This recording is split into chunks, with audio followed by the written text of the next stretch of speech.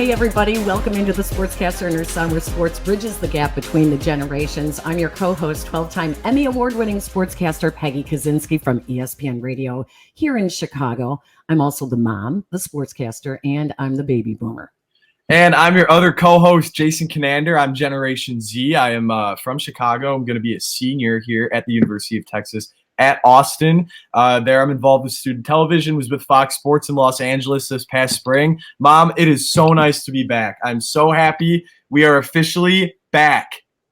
I was just going to say that we're back, and I hope people understand a bit of a hiatus. College schedules get crazy. I went back to work at ESPN 1000 here in Chicago. Pretty big deal over there, too.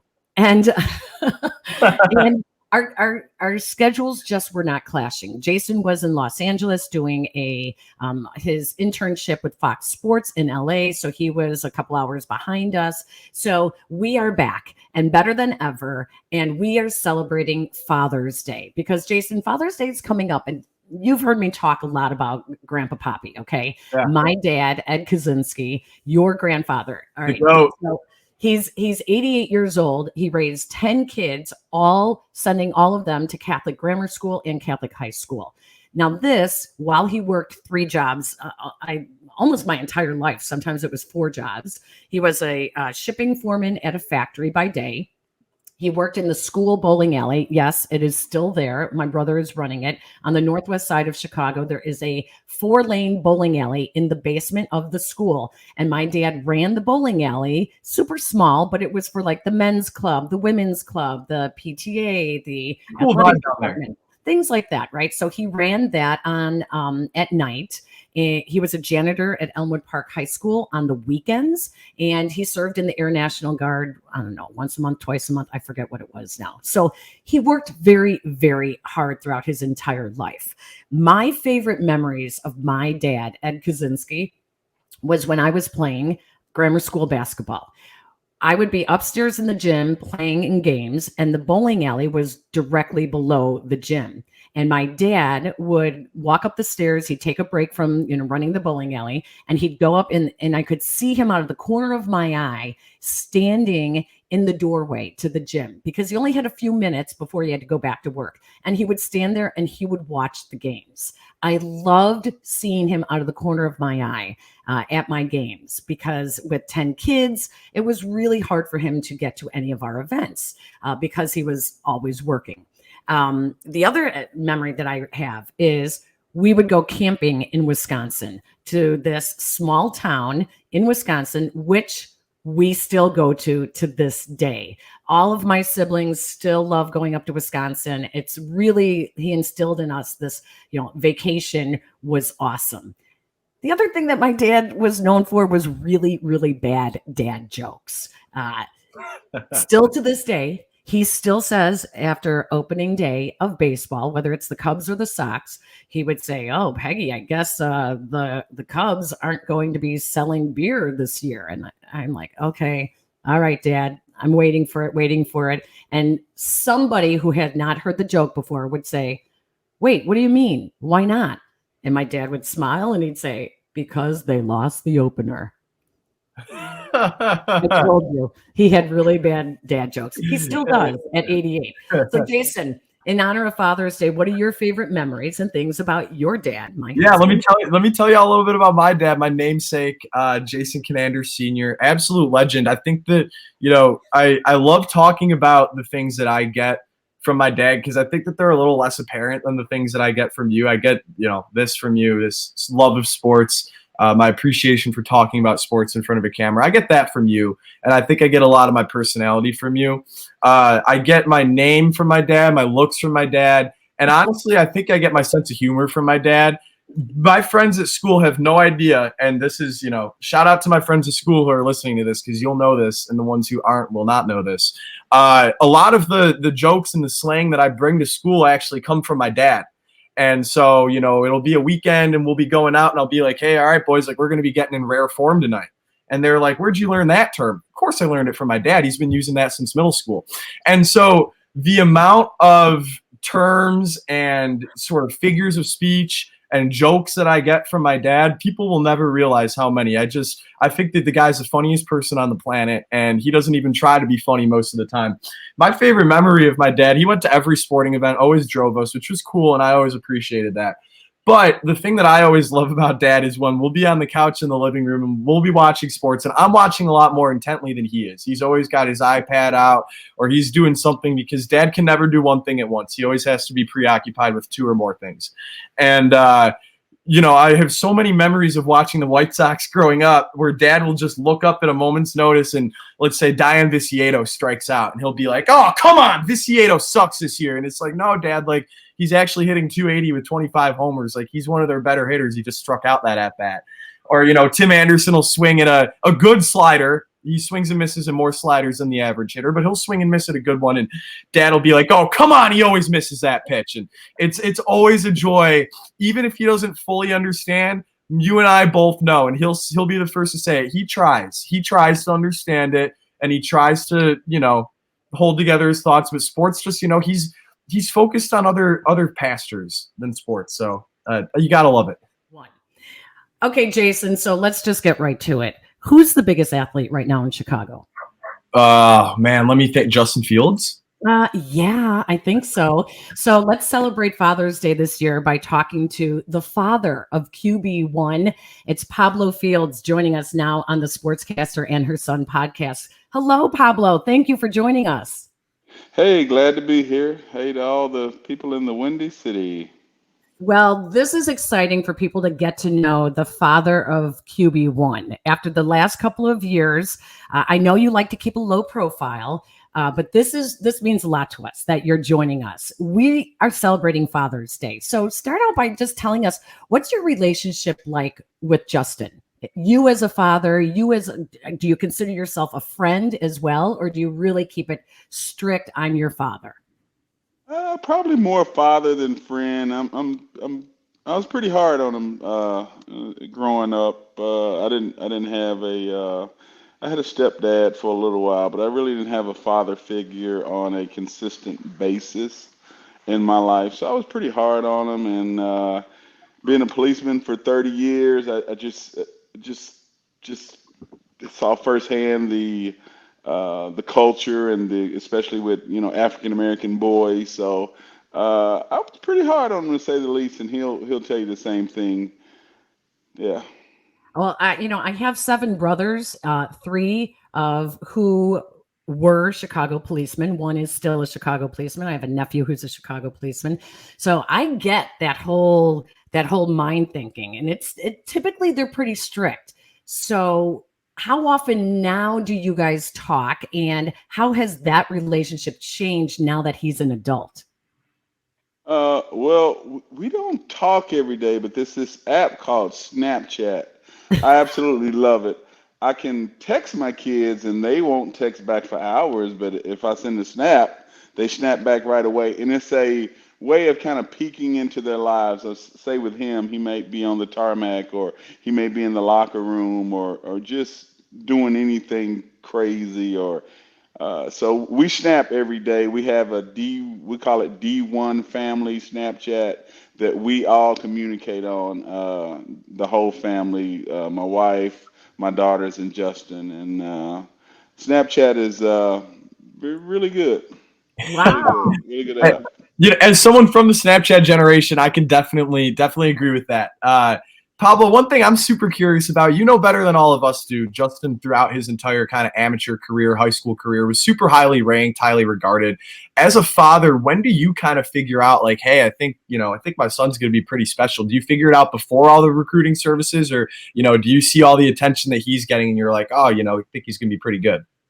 I definitely didn't figure it out before the recruiting services, because Justin didn't grow. He stayed a little boy when his peers became young men, and they started getting hair under their arms, a little bit on their chin, and Justin was still a little boy, and I would kind of blame it on him, because he was like a freak at a young age. I mean, from say 3 till 11, he was just, the best player on the field, whatever sport it was. And then he didn't grow. He stayed the same size, and he got almost portly. I mean, because he was short, and his sister. I have a picture around that. Yeah, I thought I had it on one of these things where she almost caught him in height, and then between the ninth and 10th grade, he was still a good athlete, but he wasn't coming in first in the sprints anymore. He was like middle of the pack. Of course, when he was playing baseball, he couldn't hit the ball as hard because he hadn't hit puberty per se. But between the ninth and 10th grade, he grew 5 inches. And all that, I call it freakism, that was dormant, it just came roaring back, and then he was Justin of old again. So that's when the recruiting. He got his first offer on May 8th of 2016. I won't forget that date. It was a happy day for me from North Carolina. Coach named Heckendorf gave him an offer, and that was great. I think that was the spring of his sophomore year because he had to throw before he had baseball practice, but the coach from North Carolina wanted to see him throw, so he just went out there and threw for him, and kind of started from there. I want to talk a little bit more about the recruiting because after the sophomore year, Justin became one of the highest recruited players in the country. Originally committed to Georgia, played his freshman year there, and then he transferred to Ohio State. So, as a father, when you have all these guys, all these grown men from different schools that are trying to sway your son in one direction, give him this advice, how do presumably as like the most important grown man figure in his life, how do you make sure that you're kind of guiding him correctly when there are all these different forces pulling him in different directions? That's what I'm super curious about. Well, once they hit a certain, my daughter hit it the other day. It was like June 1st of their going into their junior year, so they can receive calls from coaches. I don't know if you guys probably don't know the date, but that was just 6 days ago, and my daughter could receive uh, calls from coaches. They could call her. We didn't have to call them. So Hmm. that was, I think she talked to maybe 30 coaches or over 30 coaches, something like that.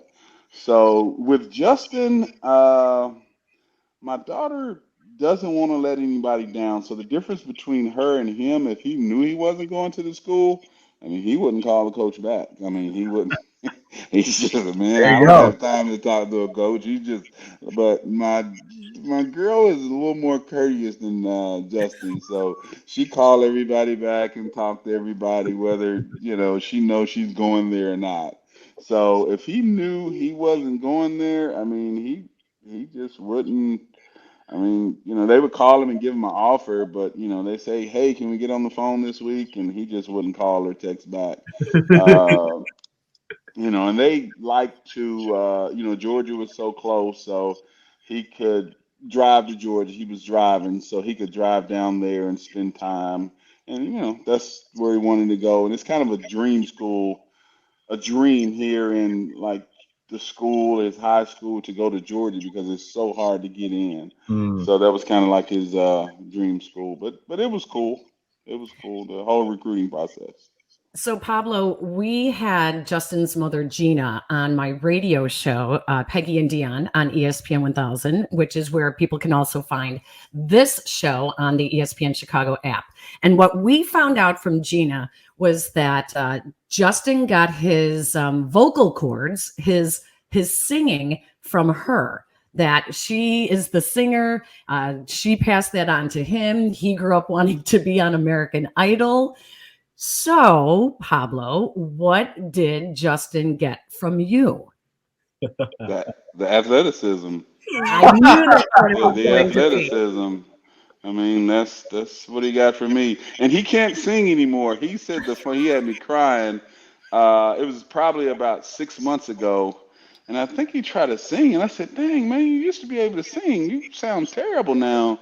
And he was like, "Yeah, they want me to use a deep voice when I'm calling out plays, like blue 32, blue." And he said I lost it. So it's just funny the way he said it. The reason why he can't sing anymore is because he has to yell from on the football field, yelling out plays or protection. So yeah, he can't sing anymore. He makes a lot of noise around the house, but he can't sing anymore. So he got his athleticism from you. You were a college football player. How was it easy for you to let him play football? Was there ever a doubt because he was a baseball player? Did you not want him to play football? And how hands-on really were you with the game of football with him?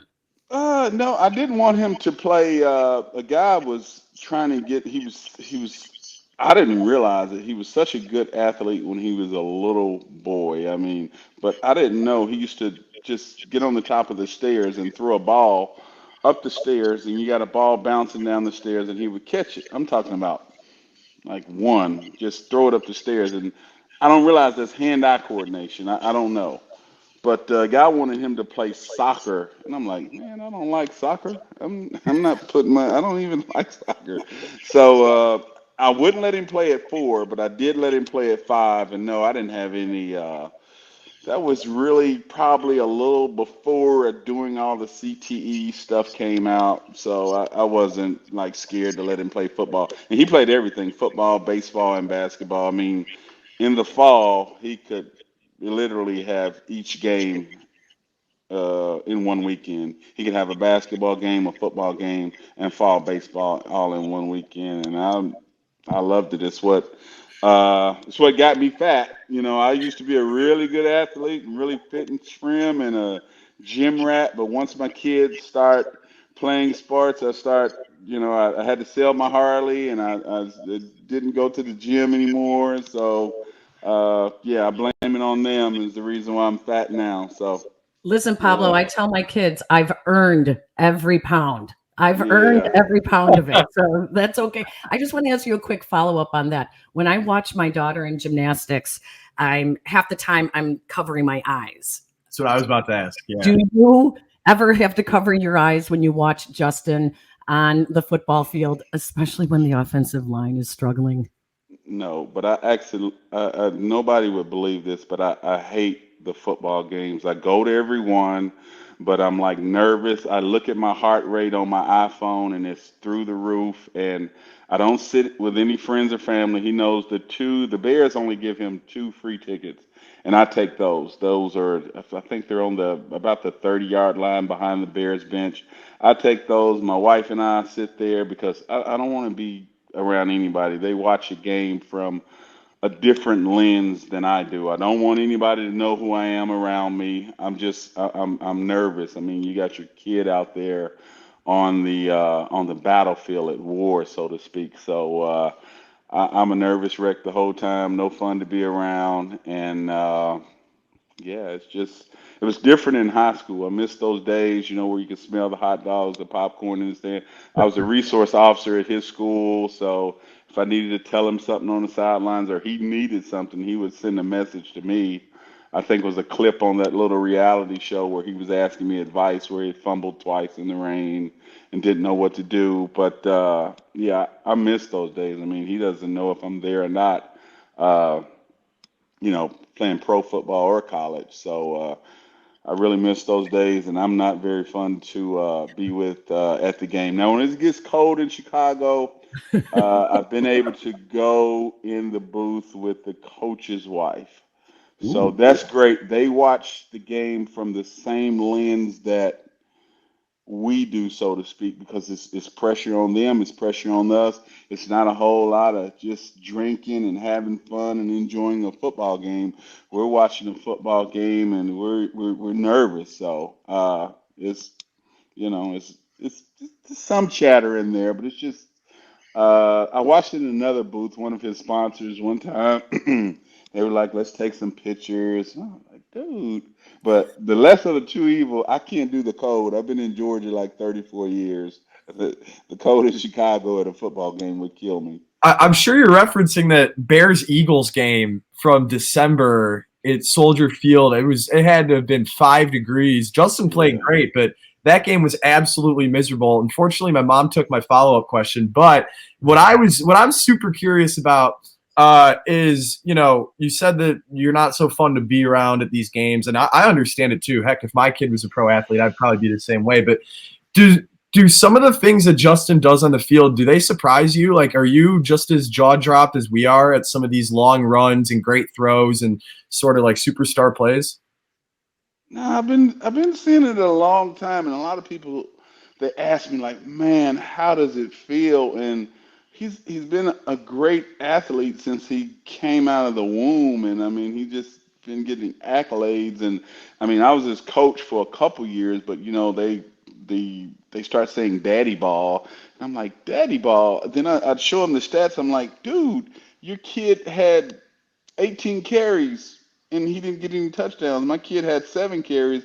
I can't help it. He took it to the house 3 times. You know, so I would get a lot of flack because everybody wants their kid to be like yours. So I just left that alone. I stopped coaching them and didn't coach any of my kids probably because of that, and just let them fend for themselves. And I never forget in Little League, you're like, no, why did you cut in? And he's gone. So, you know, you kind of yelling at him in mid, and I could never yell at him in Little League because he would begin to cry.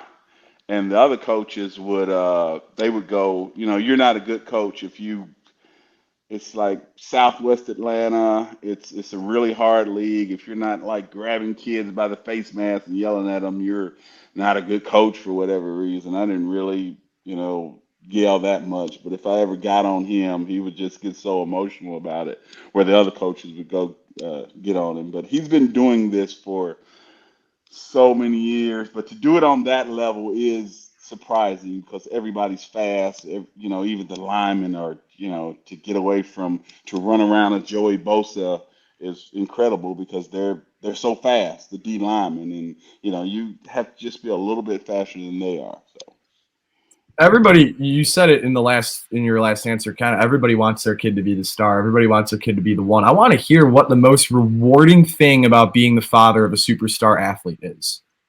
Ooh. the most rewarding thing. The free gear. He just signed a deal with Reebok. I get some free shirts and shoes The and swag. it's a lot of stuff. His agency is Athletes First. They buy stuff for the athletes. So I'm always bumming, and they're like, "Ah, man, this is Justin's dad bumming again." But you know, I don't. I'm on a policeman's retirement, so that my income is different, and he didn't make it to the the pros to support me or anything. Yeah, that's pretty rewarding, you know. So I guess the swag. It's a good Pablo, answer. is it hard for you? One thing you mentioned Snapchat, and what you didn't have, what I didn't have when I was young and in college, and was all the social media. Uh, is it hard for you to follow what people say about your son on social media, or do you stay away from it? Good question. You got to stay away from that. Now I'm back on Twitter because you have a rising junior who's in the recruiting thing. So I'll look at the headlines, but I never go in those rat holes. My wife will go in them, and she's getting better at not going into them. But you can't go into those rabbit holes. You got to stay out of them because I don't care if he throws for 600 yards. He's 29 of 30 and 6 touchdowns. It's going to be some negative on there, so you got to stay out of that. I mean, you know, you're a parent. You've been protecting your kids your whole life, and they're pretty nice in high school, but when they get to college, and especially the transfer from Georgia, they get so mean and they say anything where they really have no idea what they're talking about.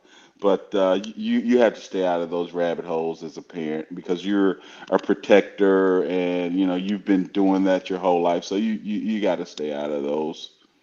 I want to give a shout out because I sit on the board of directors for Girls in the Game. I believe in girls playing sports, everything that comes out of it. It's the reason why I had such a great career in broadcasting.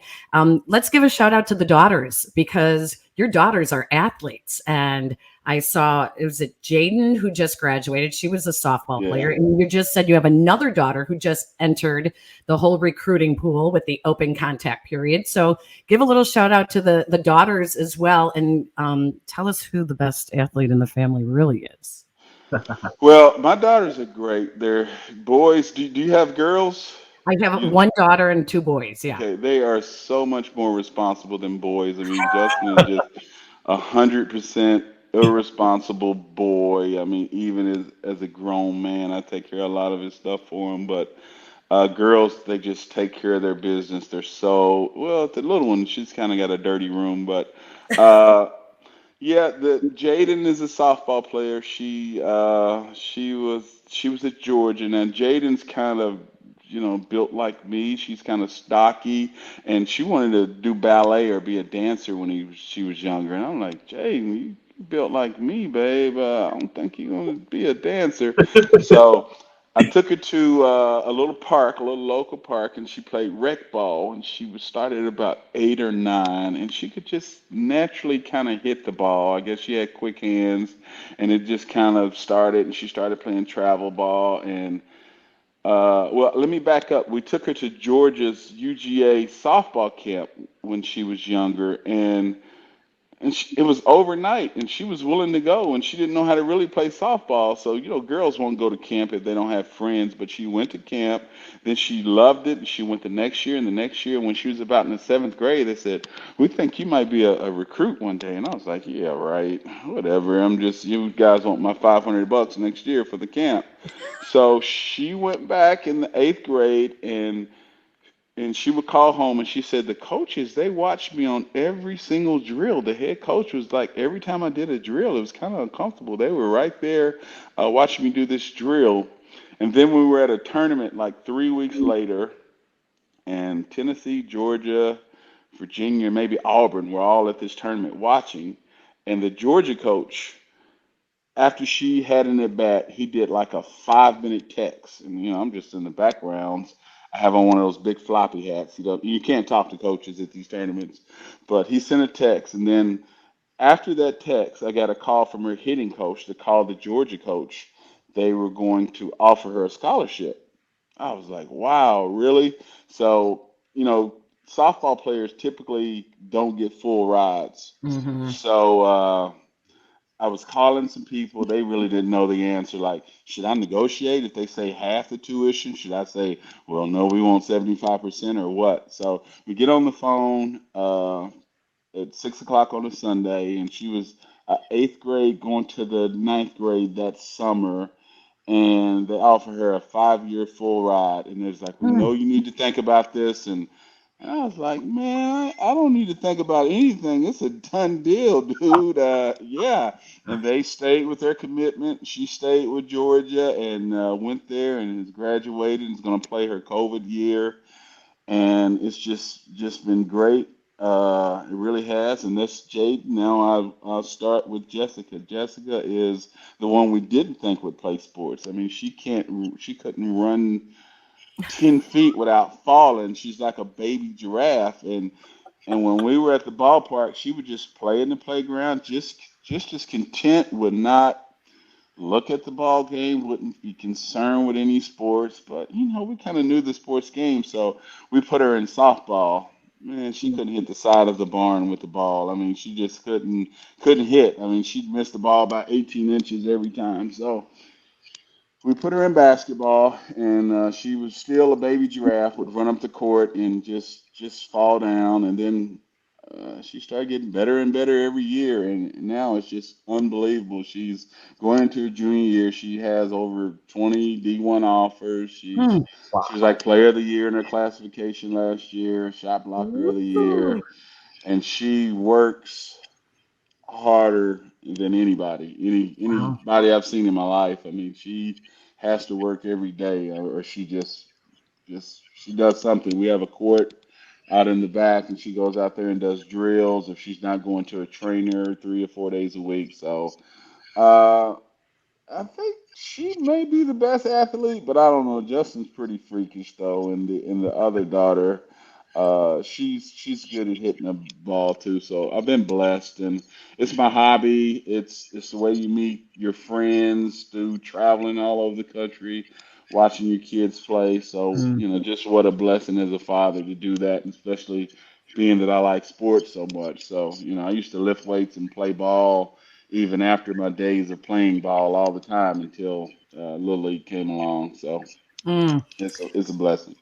So, Pablo, with Father's Day, we'd like to get some advice from fathers. Do you remember the last piece of advice that you gave your son, Justin Fields? Yeah. We have we get together. I told you we get together on Snapchat. Also, we get together on a family prayer call every Wednesday morning before he goes to work, before the girls go to school or class. So we all get on FaceTime and we do a little prayer call. It only doesn't. Everybody's busy, so it doesn't take her a long time. But it was basically don't follow her path, make your own trail. Mm, Don't follow the path, make your own trail. So do things differently than everybody else. Be different. I love So it.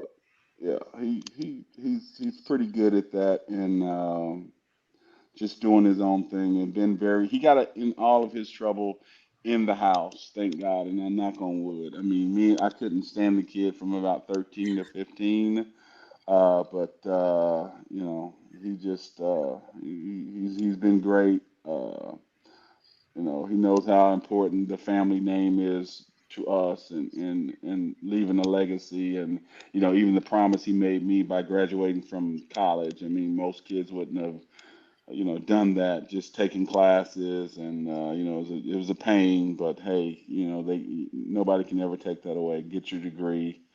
That's what we did all this for, was free college. Yeah. I never ever dreamed of really playing pro football, just free college. We'd have loved to go to Mercer on a scholarship, but they never offered. So it's a little school here, when he was the MVP at the quarterback camp in the 8th grade, and it was pretty heartbroken, and they didn't offer him or anything. So yeah, Well, but we really appreciate you taking this time. And okay, this is a big season for your son.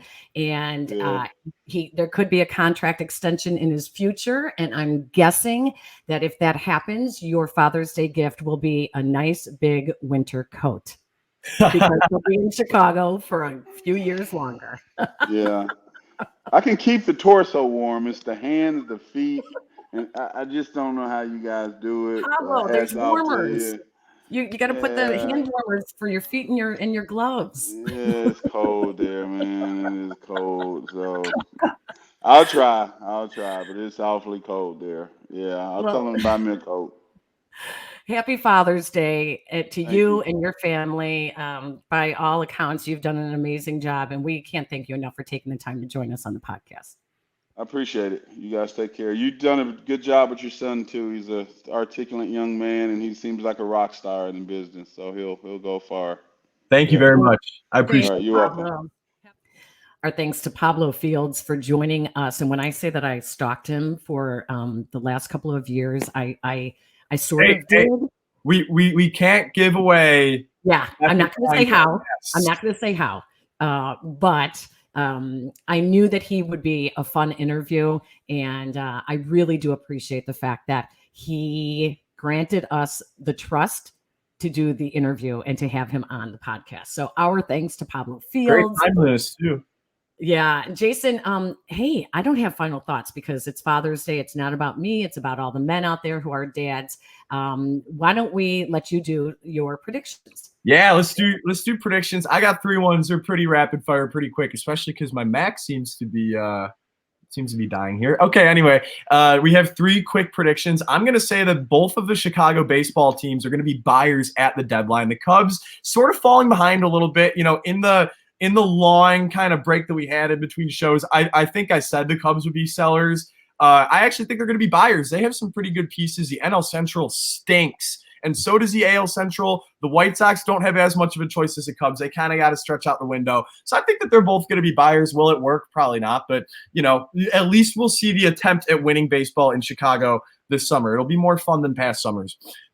Prediction number 2, Stanley Cup Finals. The Vegas Golden Knights are up 2-0. Luckily, now that we get our shows up a little quicker, I can actually, predict a series while it's going on. I'm going to say Florida comes back and wins that series. Vegas has dominated the first 2 games, but the Cinderella run of all Cinderella runs, the Florida Panthers beating the big Boston Bruins, best team in the history of the NHL. They run the table. They make it to the Stanley Cup Finals. I don't think that it's going to stop here. They're down 2-0, whatever. They'll come back and win. As for the NBA Finals, my final prediction, where things stand right now, Denver leads 2-1. I think that Denver's going to win the next 2 games of the series and win in 5. Might not be that bold of a prediction, but I feel like every prediction I make on the show is a pretty bold one, and I'll take my gimme predictions when I can get them. So Nuggets in 5, Panthers in 6, Cubs and Sox Sellers. There are your 3 predictions for today. I love it. Well, our thanks to Jake Cantu, who is our producer at ESPN Chicago, where you find the audio version of this podcast. It can be found on the ESPN Chicago app, and the rest of it is on Apple Podcasts. You can watch us also on YouTube. And Jason, what do we want people to do? We want people to follow our Twitter at TSAHSPod. I will be tweeting a lot more on there starting today with our show back up and running. So excited about it, as you can tell with a big smile on my face. We also want people to like, rate, and subscribe anywhere that you can get your podcast. You can find our show. My preferred app is the ESPN 1000 app, but might not be your preferred app. Guarantee that you can like, rate, and subscribe whatever app you listen to our show, wherever it is. I promise it helps us. So please keep that in mind when you're listening to us. Thank you, everybody, for joining us. Have a wonderful Father's Day to all you dads out there. And we will be back soon with another episode of The Sportscaster and Her Son. Hey, this is Jason from The Sportscaster and Her Son. I would just like to thank you for tuning in. Hey, if you like what you're listening to, don't forget to like, rate, and subscribe. Helps us out a lot, and we really appreciate it. Thank you.